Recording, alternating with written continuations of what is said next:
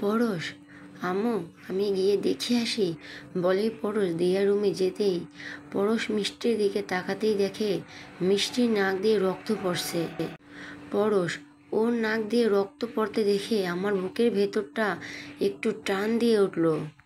আমি মিষ্টির কাছে গিয়ে মিষ্টিকে নিজের দিকে করে ওর নাকে হাত দিয়ে রক্ত মুছে হাতটা ওর সামনে ধরে বললাম, তোমার নাক দিয়ে রক্ত পড়ছে কেন?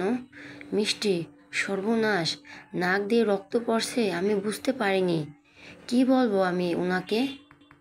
নাক দিয়ে রক্ত? আসলে সামনে আবহাওয়া চেঞ্জ হচ্ছে, তাই বুঝি নাক দিয়ে রক্ত পড়ছে, আর পড়তে পারে। পরশ, মিষ্টি বলে আমি ওকে জড়িয়ে ধরলাম আর বললাম, তোমার কিছু হলে আমি শেষ হয়ে যাব। মিষ্টি, আরে কি করছেন? বাড়ি ভর্তি মানুষ, সবাই দেখছে, ছাড়ুন। পরশ, দেখুক, আমি আমার বউকেই জড়িয়ে ধরেছি। মিষ্টি, ছাড়ুন তো, বলে ওনার কাছ থেকে সেরে আসলাম। আপনার মাথা গেছে, আপনি আগে দিশার সাথে দেখা করে ফ্রেশ হয়ে নিন, কত কাজ বাকি আছে। সন্ধ্যায় আবার গায়ে হলুদ, জানতো বলে আমি কাজের দিকে নজর দিলাম। উনি কিছু না বলে দিশার রুমে গিয়ে দিশার সাথে দেখা করে নিজের রুমে গেলেন। আমি বাড়ির বাকি কাজগুলো সারতে সারতে বিকেল পেরিয়ে গেল। একটু পরে গায়ে হলুদ শুরু হবে। আমি ফ্রেশ হওয়ার জন্য নিজের রুমে গেলাম। আলমারি থেকে একটা হলুদ রঙের শাড়ি নিয়ে ওয়াশরুমে গেলাম। ওয়াশরুম থেকে শাড়িটা পরে আয়নার সামনে দাঁড়াতেই উনি পেছন থেকে আমাকে জড়িয়ে ধরলেন। পরশ, আজ তোমাকে হলুদ শাড়িতে দারুণ লাগছে, বলেই আমি ওর গালে একটা চুমু খেলাম। তারপর ড্রেসিং টেবিলের পাড়ে রাখা চুড়িগুলো পরতে লাগলাম। গলায় একটা মালা পরতে যাব, তখনই উনি বলল, পরশ আমি পরিয়ে দিচ্ছি, বলেই আমি ওর গলায় মালাটা পরিয়ে দিলাম আর কপালে একটা ছোট লাল টিপ পরালাম। তারপর ওকে নিজের দিকে করে কপালে একটা চুমু খেলাম। মিষ্টি, কি হয়েছে আপনার? বলতেই ওনার দিকে তাকিয়ে দেখে উনি একটা হালকা হলুদ রঙের পাঞ্জাবি পরেছেন। ওনাকে দেখতে অনেক সুন্দর লাগছে, একদম হিরো হিরো। আপনাকে আজ অনেক সুন্দর লাগছে, বলতেই দরজার ওপার থেকে নীলুফা ডাকতে লাগলো, নীলুফা ভাবি, সবাই আপনাকে নিচে ডাকছে। মিষ্টি, তুই যা, আমি আসছি। নীলুফা, আচ্ছা। মিষ্টি, চলুন নিচে যাই। পরশ, আগে আমাকে একটা কিস, তারপর যাব। মিষ্টি, আপনি না পারেনও, বলেই আমি ওনার গালে একটা চুমু খেলাম। এবার চলুন। পরশ, চলো। মিষ্টি, চলুন বলেই আমরা নিচে আসলাম।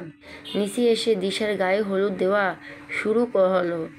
সবাই অনেক আনন্দ করে গায়ে হলুদ মাখালো। তারপর খাওয়া দাওয়া শেষ করে আত্মীয় স্বজন যার যার মতো ঘরে গেল। আমি সবটা দেখে নিলাম ঠিক আছে কি না। দেখার পর নিজের রুমে আসলাম। এসে দেখি উনি বিছানাতে শুয়ে আছেন। আমি ওনার পাশে গিয়ে বসতেই উনি ওনার মাথাটা আমার কোলের উপর রাখলো। হঠাৎ করে বৃষ্টি পড়তে লাগলো। পরশ, এই সময় বৃষ্টি? মিষ্টি, ভালো তো, চলুন না বৃষ্টিতে ভিজি। পরশ, এই ঠান্ডার মধ্যে বৃষ্টিতে ভেজলে জ্বর আসবে। মিষ্টি, ও আপনি ভেজবেন না, চলুন না, এটা আমার আর আপনার শেষ বৃষ্টিতে ভেজা, আর কখনোই ভেজবো না। চলুন না, চলুন বলছি। পরশ, আরে ঠিক আছে, যাচ্ছি, চলো। বলেই আমি মিষ্টির সাথে ছাদে গেলাম বৃষ্টিতে ভেজতে। মিষ্টি, আহ কি ভালো না লাগছে বৃষ্টিতে ভেজতে, বলেই আমি মনে আনন্দ ভিজতে লাগলাম। পরশ, পাগলি একটা, বাচ্চাদের মতো করে বৃষ্টিতে ভেজছে, তবে ওকে আজ অন্যরকম সুন্দর লাগছে। মিষ্টি, আসুন বলেই আমি ওনার হাত ধরে ছাদের মাঝখানে নিয়ে আসলাম। তারপর ওনার চারপাশে ঘুরতে লাগলাম। পরশ, আমি ওকে ঘুরতে দেখে জড়িয়ে ধরলাম আর কোলে তুলে নিয়ে বললাম, অনেক হয়েছে, এবার রুমে চলো। বলেই ওকে কোলে করে রুমে নিয়ে আসলাম। মিষ্টি, আর একটু ভেজলে কি হতো? পরশ, ঠান্ডা লেগে যেত, যাও পোশাকটা চেঞ্জ করে আসো।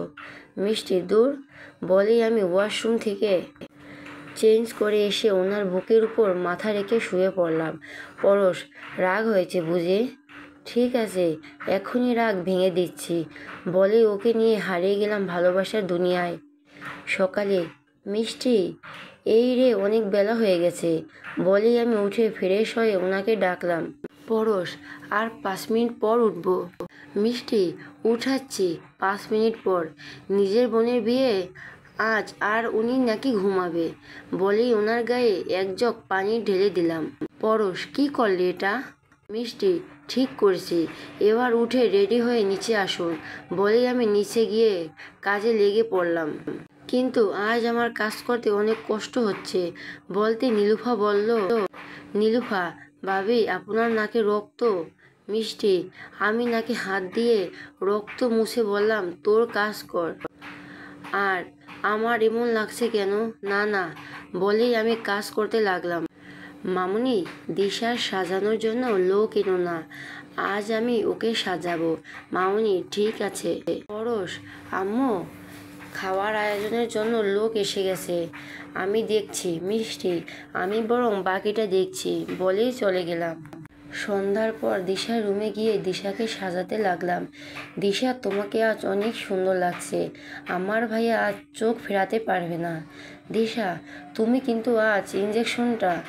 মিষ্টি, চুপ, একটা কথা বলবে না। বাহ, দারুণ লাগছে। এই, আমাকে তো সাজতেই হবে, তুমি বসে থেকো, আমি সেজে আসি বলে নিজের রুমে গিয়ে ওনার দেওয়া লাল রঙের শাড়িটা পরলাম, কিছু গহনা পরলাম, হালকা সাজ করলাম। কিন্তু আজ এমন লাগছে কেন বলতেই উনি রুমে ঢুকে আমার কাছে এসে আমাকে জড়িয়ে ধরে বললেন, পরশ, চলো আমরা আবার বিয়ে করি। মিষ্টি, করব। আমি সাদা শাড়ি পরে আর আপনি শেরওয়ানি পরে। আমার শেষ বিয়ে আর আপনার দ্বিতীয় বিয়ে। পরশ, কী সব বলো তুমি?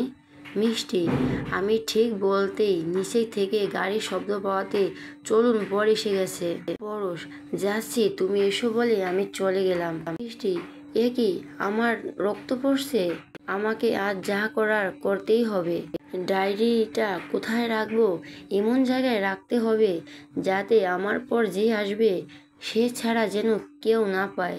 আমি জানি না কে তুমি হবে, তবে আমার বিশ্বাস তুমি এই ডায়েরিটা পড়বে, রাখবে। পেয়েছি, ছাদের চিলেকোঠার রুমে যাই, রেখে আসি বলেই আমি ডায়েরিটা রেখে নিচে আসলাম। সবার সাথে দেখা করে সব ঠিক সেটা দেখলাম, কিন্তু আমার মাথা ব্যথাটা বাড়ছে কেন? নাক দিয়ে রক্তও পড়ছে। পেছন থেকে কাজী সাহেব বলল, এখন বিয়ে পড়াতে হবে বলে কাজী সাহেবের বিয়ে পড়াতে লাগলেন। উনি আমার পাশে এসে দাঁড়ালেন, কিন্তু আমি সহ্য করতে পারছি না। কেন? আহ না, আমি এখানে থাকতে পারছি না বলেই আমি ওনার পাশ থেকে সরে ছাদে চলে আসলাম। আমার খুব কাশি হচ্ছে, মুখ দিয়ে রক্ত পড়ছে। আহ আহ আল্লাহ গো। পরশ, এ কি, মিষ্টি কোথায় গেল? এখানে তো ছিল না, আশপাশে নেই তো। আম্মু, তুমি মিষ্টিকে দেখেছো? আম্মু, না তো। পরশ, আমি রুমে দেখে আসি বলে রুমে গিয়ে মিষ্টিকে ডাকতে লাগলাম। কোথায় মিষ্টি? রুমেও নেই তো বলতেই ফোনটা হাত থেকে পড়ে গেল। আমি ফোনটা তুলতে গিয়ে দেখি আলমারির নিচে একটা কাগজ। কিসের কাগজ বলেই আলমারির নিচ থেকে বের করি। এ তো সেই যেটা দেখতে বসে মিষ্টি আমার কাছ থেকে কেড়ে নিয়েছিল। কিন্তু এটা আলমারির নিচে কি করে গেল? দেখি তো কি আছে ভেতরে। বলতেই আমি কাগজটা দেখতে আমি